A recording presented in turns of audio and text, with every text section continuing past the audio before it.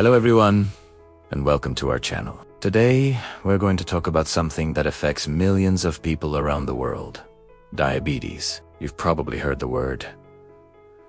But what does it really mean? Let's break it down together in a way that's easy to understand. Think of it not as a scary topic, but as a chance to learn more about how our amazing bodies work and how we can best take care of them. By the end of this video, you'll have a clear picture of what diabetes is, the different types, and the powerful steps you can take to manage it and live a full, healthy life.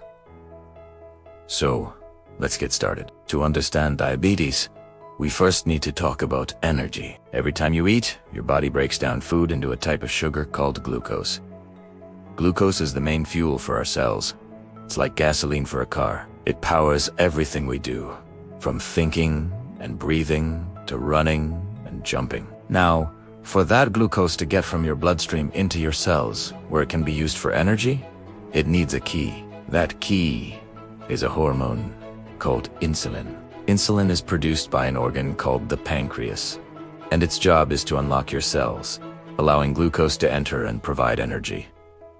It's a beautifully simple and effective system. When it works correctly, your blood sugar levels stay balanced. But in diabetes, this process doesn't work as it should. So, let's look at what happens. There are three main types of diabetes, and each one affects this glucose and insulin process differently.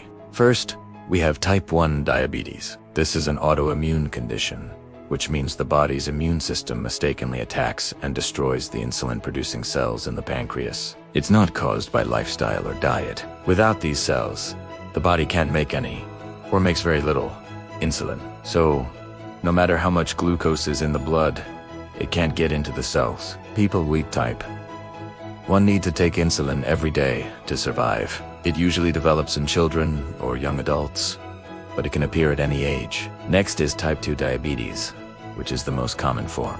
Weak type does. The body either doesn't produce enough insulin, or the cells become resistant to the insulin that is being made.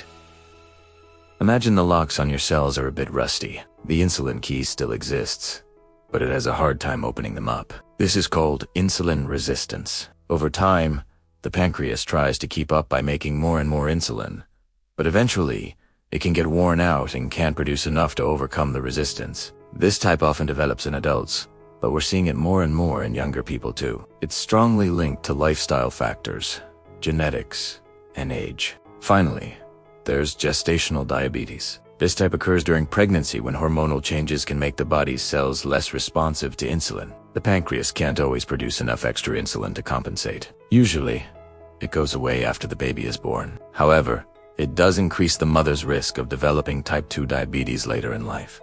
So it's important to manage it carefully during pregnancy. Understanding which type of diabetes a person has is the first crucial step because the management and treatment approaches are tailored specifically to each one. Now, you might be wondering, how do you know if you have diabetes? The symptoms can sometimes be subtle, but they are important to recognize. For both type 1 and type 2, common signs include feeling very thirsty and needing to urinate frequently. You might also feel constantly hungry, even though you're eating. Unexplained weight loss is another key symptom, particularly in type 1. People often report feeling very tired or fatigued, and they might notice that cuts or sores are healing more slowly than usual. Blurry vision can also occur as high blood sugar levels can affect the lenses of your eyes. In some cases, people experience tingling, pain, or numbness in their hands or feet. If you're experiencing any of these symptoms, it's really important to talk to a doctor. A simple blood test can check your glucose levels and give you a clear answer. Early detection is key. So, what happens after a diagnosis? This is where the empowering part begins. Living with diabetes is all about management. And the great news is that there are so many effective tools and strategies available today. The goal is to keep your blood sugar levels within a healthy target range. A cornerstone of this management is monitoring.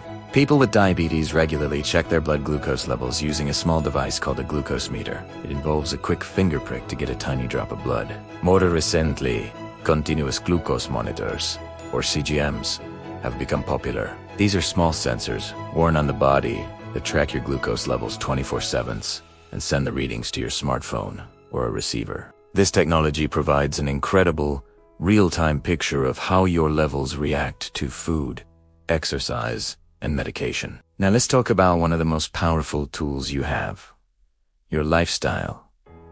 First up, food. This isn't about restrictive, boring diets.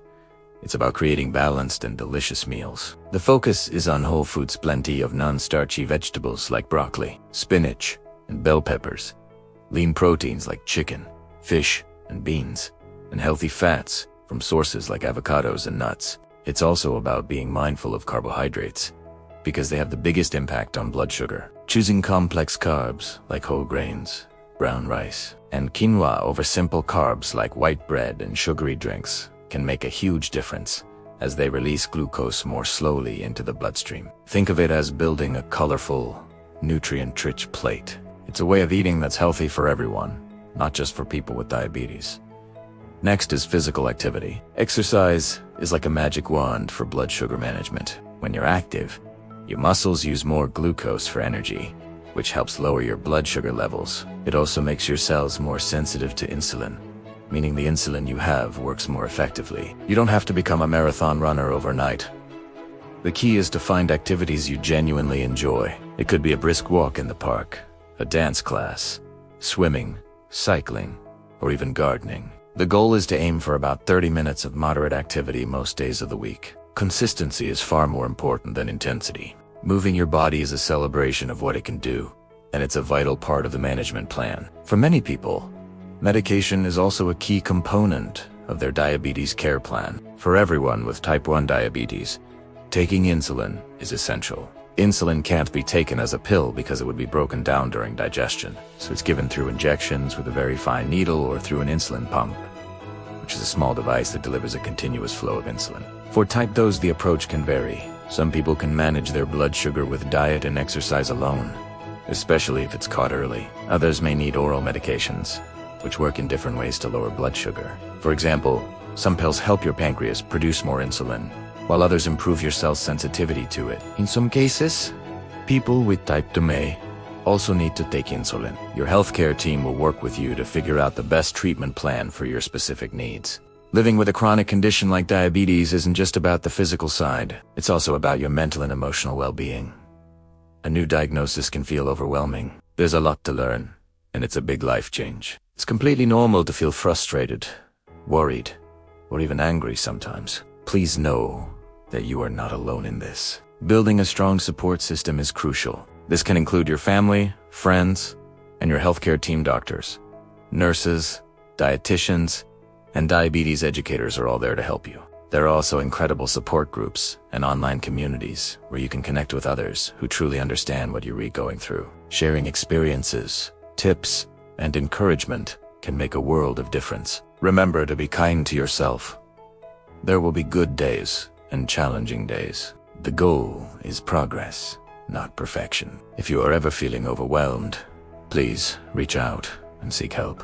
Talking to a mental health professional can provide you with coping strategies and support. Your emotional health is just as important as your physical health. So, let's bring it all together. We've learned that diabetes is a condition where the body has trouble regulating blood sugar, either because it can't produce insulin or can't use it effectively. We've explored the differences between type 1, type 2, and gestational diabetes. And most importantly, we've seen that managing diabetes is absolutely achievable. Through a combination of monitoring your blood sugar, enjoying a balanced and nutritious diet, staying physically active, taking medication as prescribed, and building a strong support network, you can live a vibrant, healthy, and long life. Knowledge is power. By understanding how diabetes works and how to manage it, you are in the driver's seat of your own health journey.